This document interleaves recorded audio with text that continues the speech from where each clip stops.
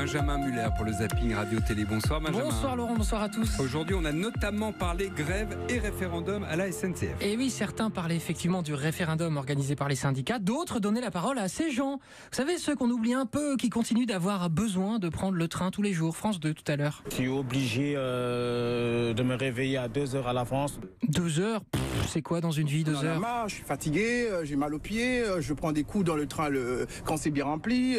Non, mais c'est infernal. C'est pas possible qu'on continue comme ça. Ah oui, c'est sûr, c'est embêtant. Bon, bah c'est pas grave, oubliez le train, prenez la voiture. Quoi? À cause de la grève, il y a plus de bouchons?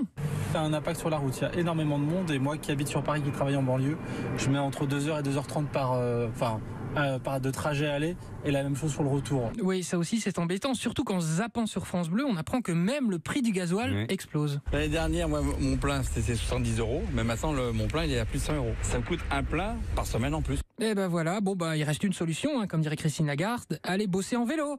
C'est bien le vélo, hein? Des orages ce soir, des orages encore demain sur la plupart des régions, avec parfois de la grêle.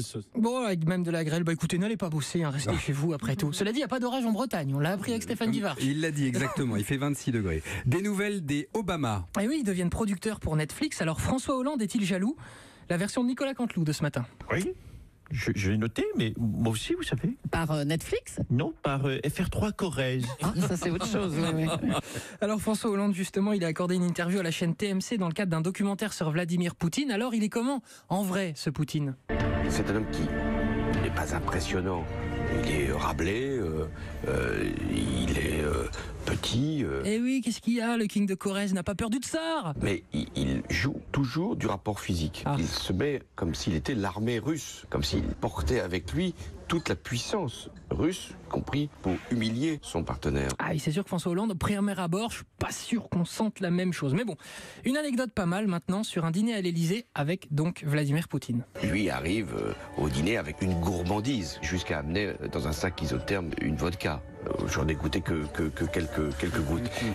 Non pas que je peux me méfier, mais enfin bon, fallait garder quand même son esprit. Voilà, François Hollande qui a toujours de l'humour. Toute autre chose, et cette rencontre du troisième type ce matin sur Europe 1 chez Philippe Vandel. D'un côté, Catherine Ney, de l'autre, Samuel Etienne, notamment présentateur de Questions pour un champion.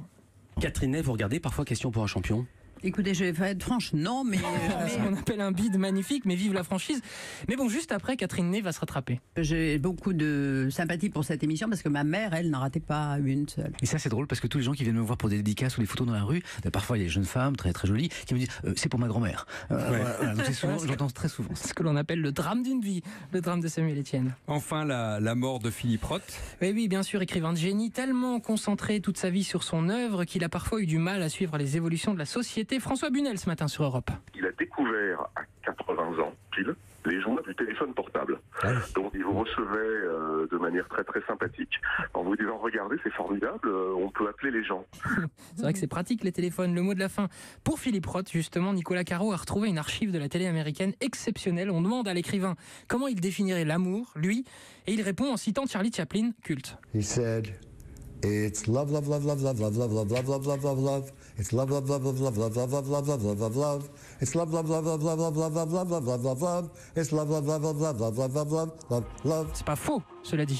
C'est surtout le bon sens absolu. Remarquable Philippe Roth, si vous ne l'avez jamais lu, ce qui, pour être honnête, était mon cas jusqu'à ce matin. N'hésitez pas, on m'en a dit beaucoup de bien, notamment Patrick Cohen.